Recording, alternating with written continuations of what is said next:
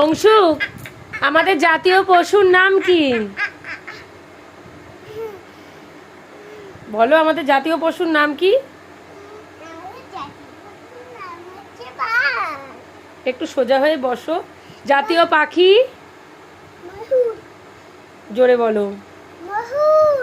ময়ূর। ময়ূর না, ময়ূর। জাতীয় ফল? ফল বলেছি, ফল বলো। আর জাতীয় ফুল?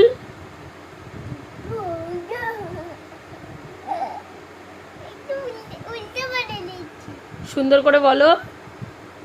জাতীয়, ঠিক আছে। আর তোমার প্রিয় ফুল কি?